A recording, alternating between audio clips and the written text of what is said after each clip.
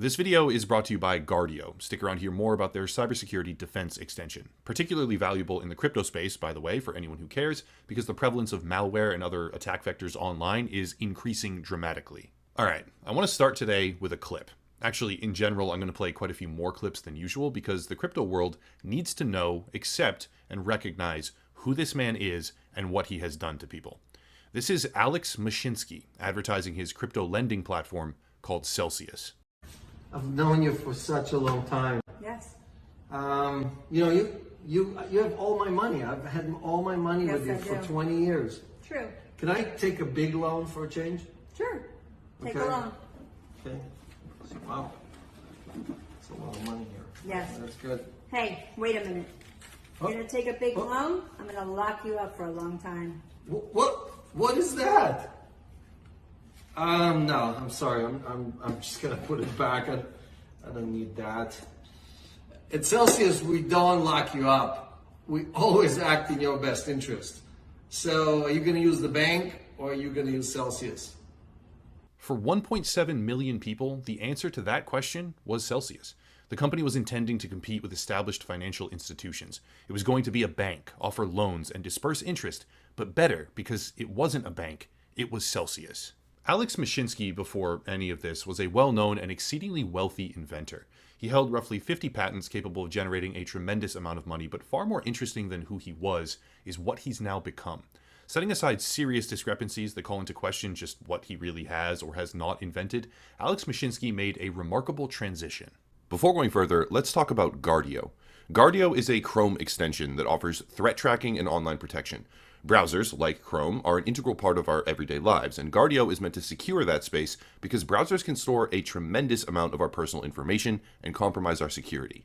As an example, browsers can often store and remember banking information, personal details, login credentials, and more. Guardio, unlike traditional threat responses that only react when you have already been compromised, will work proactively to detect threats before they reach your browser. If you click the link down below right now, you can have a free scan as well as a 7-day trial of threat removal. After that, it's $10 per month, but upper echelon community members will receive 20% off. By the way, this is a video about crypto, after all, and thus it would be prudent to mention that Guardio is very well placed as a defense, specifically against malicious Chrome extensions.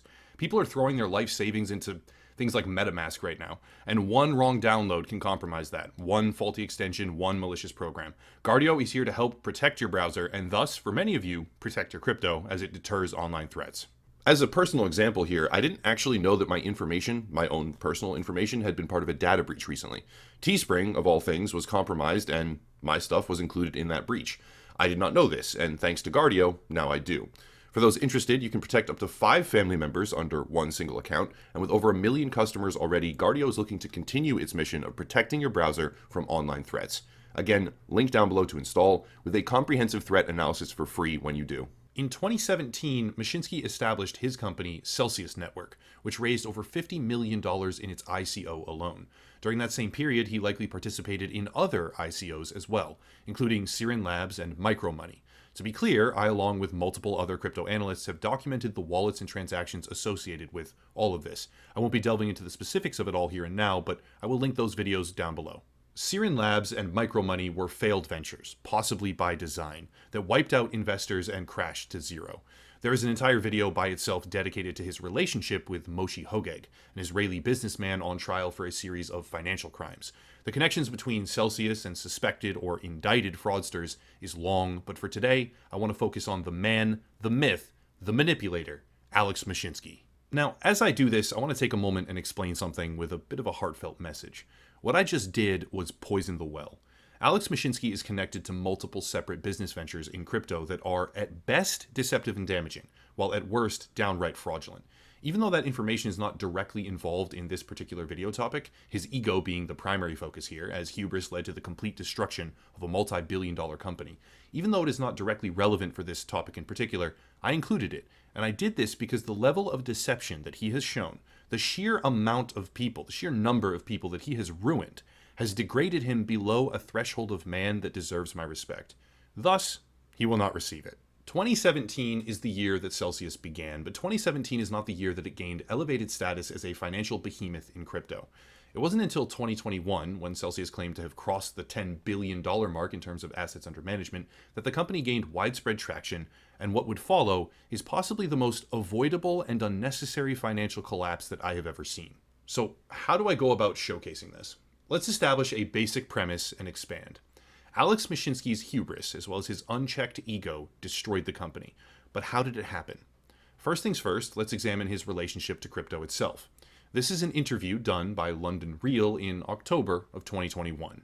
Yeah, so last year, I have a pretty stellar track record. Last year, January of 2020, I predicted we closed the year at 30,000. And this year, in January and February, I said we're going over 100,000. This is probably the last time you'll be able to buy Bitcoin sub $50,000. That price prediction is fully self-explanatory. Alex Mashinsky believed that because of his accurate prediction a year prior, this one could not be wrong, and Bitcoin would hit $100,000 reliably. In August of that same year, he tweeted the following, quote, "Here is my prediction for the price of BTC from January 2020 versus what happened. Will I be able to hit it right this year as well? Predicting top of 140 to 160,000, closing the year below 100,000. Now, one clip alone and a shot in the dark social media post does not itself establish a pattern. Alex Mashinsky didn't just believe this though, he knew it, and he doubled down on more than one occasion. Even when the prediction was wrong, he kept doubling down, and this is an interview from Kitco News in December of 2021. We hit the bottom. Everything's going up higher. We should see new highs both for Ethereum and Bitcoin. Momentum is with us. There was a little bit of selling. People weren't sure where we're going higher. So, new highs, what are we talking about here? Still same projection. So next year, we're gonna hit 140 to 160, blow off top. We hit the bottom. We're going up higher. Everything is going up from here. Alex Mashinsky was calling the Bitcoin bottom at $53,000 in early December. Driven by a combination of delusion, arrogance, and idiocy, he was digging in his heels on a new all-time high just around the corner. This probably goes without saying, but he could not possibly have been more wrong. Over the next 6 months, Bitcoin would crash below $20,000. Significant market conditions made it impossible for the cryptocurrency to climb, and for most people who had predicted extravagant new highs, it was just a disappointment. But for Alex Mashinsky, it was absolutely devastating. Let's take a look inside his mind as one of the top executives in all of crypto, operating a company that provides banking services but is better than actual banks. Right around the same time as the Kitco News interview, Mashinsky had another talk on that same program with Peter Schiff. This interview was a classic Bulls versus Bears beatdown, but there is a particular line here, a particular quote that we need to highlight. So what a person wants to do is hodl or save as many Bitcoins as they can. You should not be using your Bitcoins. You should be borrowing fiat or dollars against your Bitcoin and spending those dollars. That's what the rich people do. They borrow against their real estate.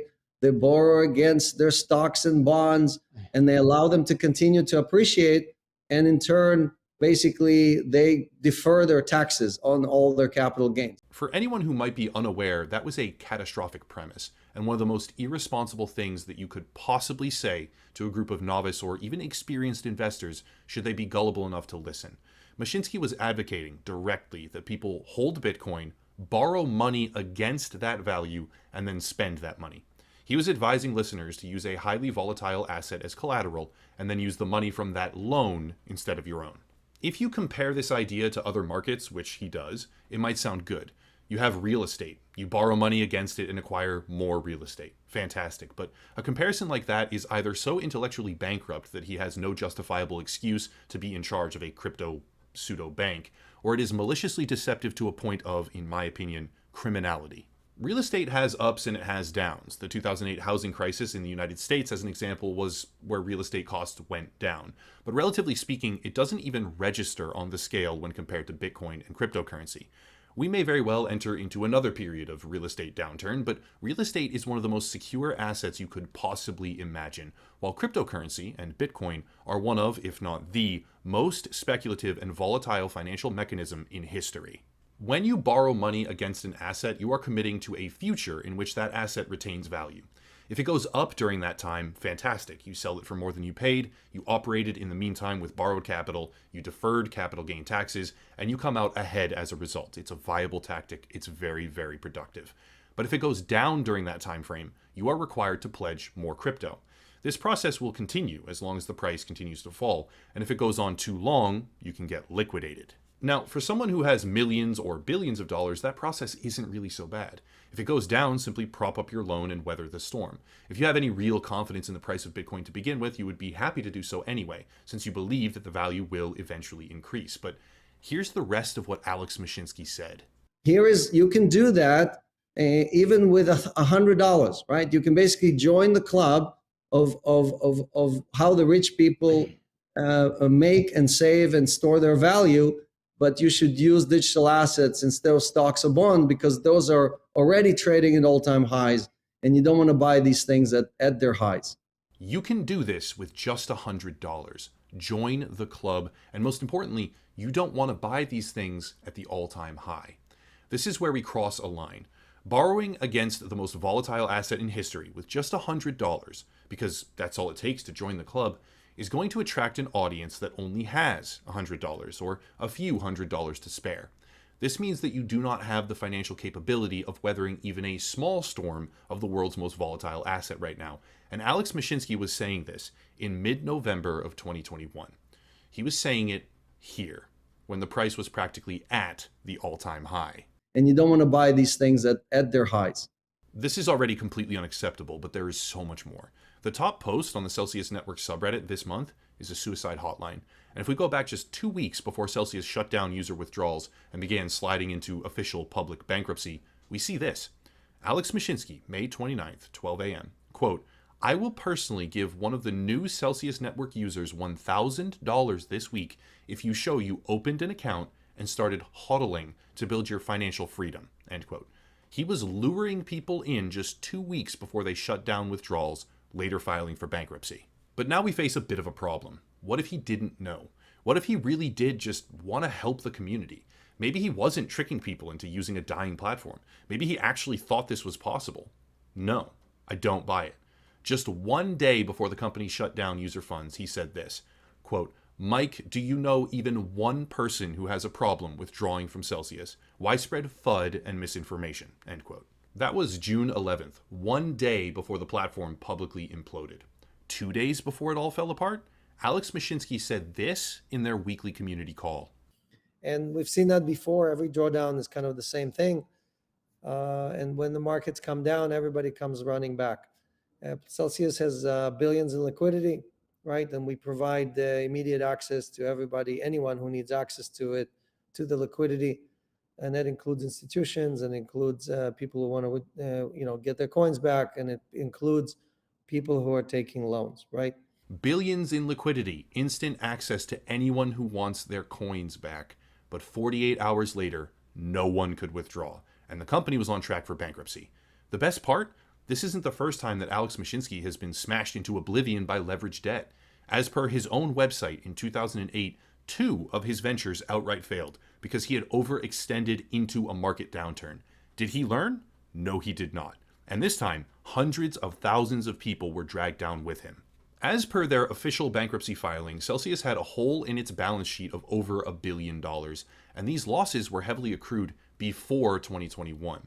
Following the realization that they had massively overextended, Celsius began to make adjustments to their business model in order to try and recover in 2021 and 2022. They knew for near 2 years that the balance sheet was in trouble.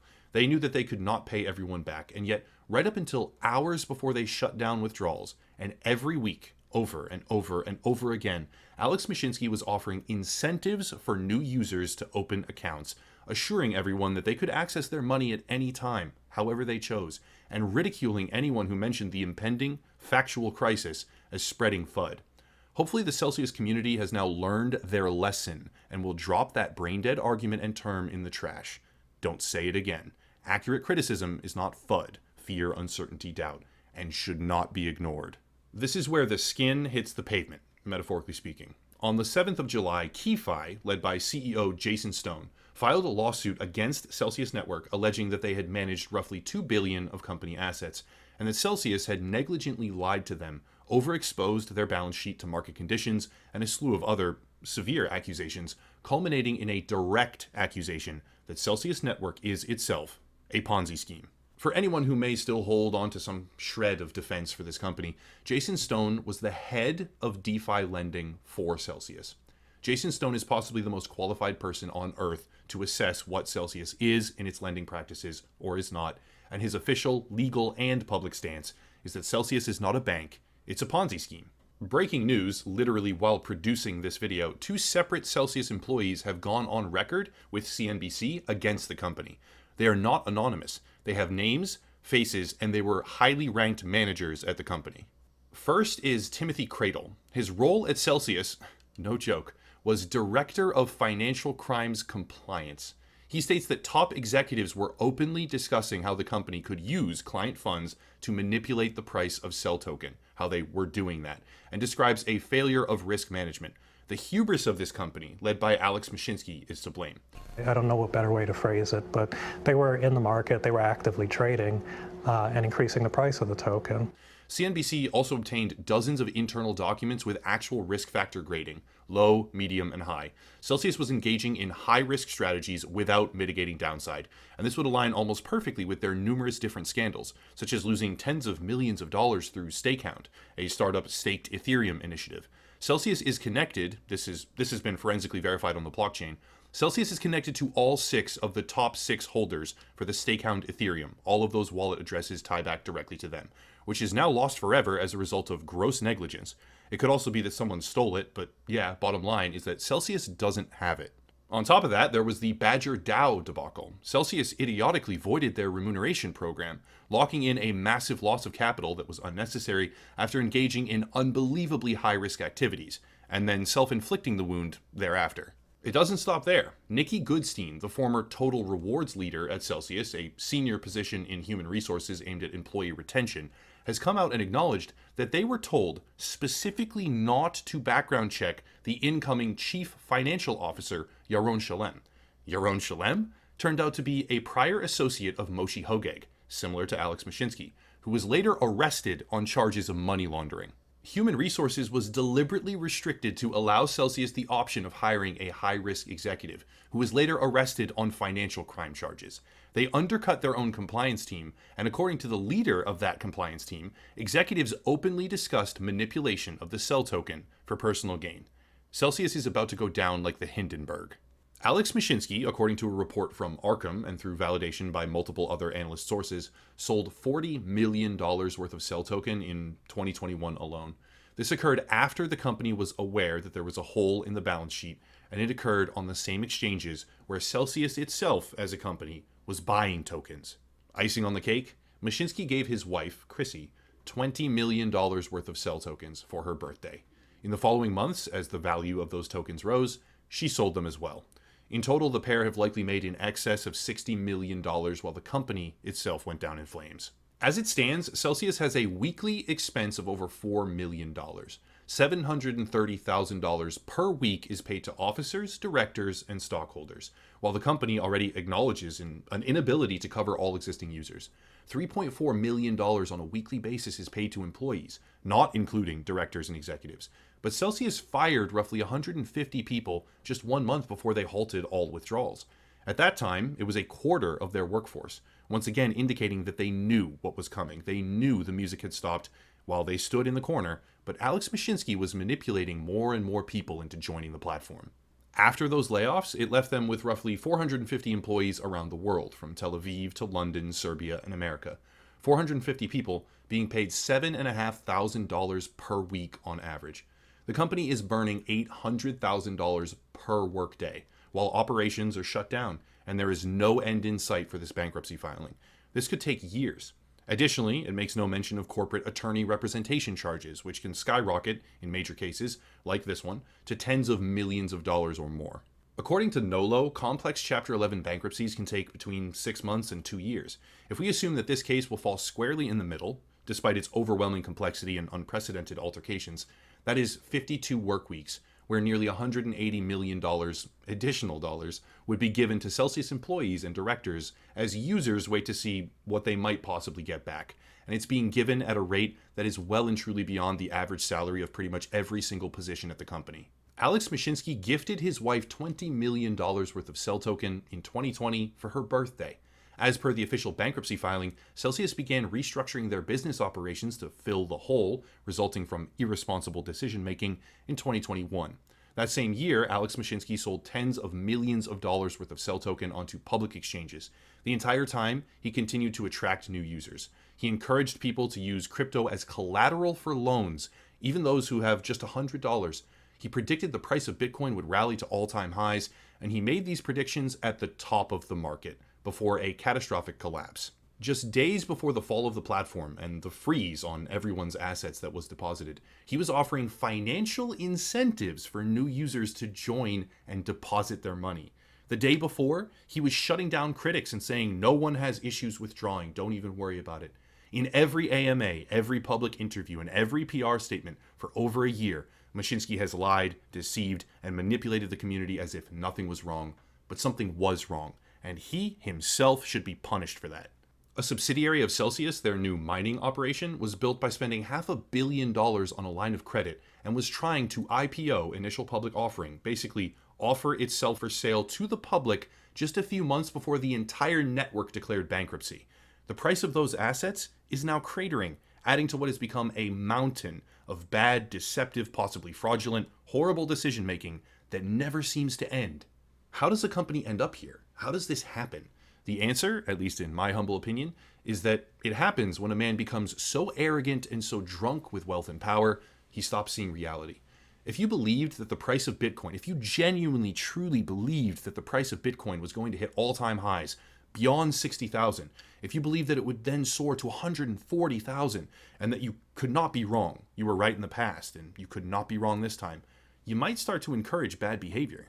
If you thought that the money would always rise, that there would always be more, if you thought that traditional banks were the enemy, as you made a worse version of that service in every conceivable way, you might encourage people to borrow against their crypto near its all-time high. You might continue to rope people into your Titanic of a company, even hours before it all fell apart. And if you are that blinded, that stubborn, and that wrong, I would say evil, but that may be a little bit hyperbolic, well, if you're all of those things, you might be Alex Mashinsky. Unfortunately, it's unlikely that he will serve jail time. I believe he should, although it is rather unlikely. It's also unlikely that he gets dealt the hand he deserves, but we can hope, we can dream, and we can accurately label him for what he is. One of the biggest financial failures and embarrassments in the history of all of crypto, who dragged hundreds of thousands of people down with him. If that is now his unshakable legacy, if that is the only thing people think of or know about when they hear his name or see his face, it is well deserved. That's it. If you want to support, there are links down below, primarily locals and Patreon, also Odyssey, another YouTuber to check out, merch, social media, etc., plus today's sponsor. But I'll cut it there and stop rambling. As always, thank you all for watching, and have a nice night.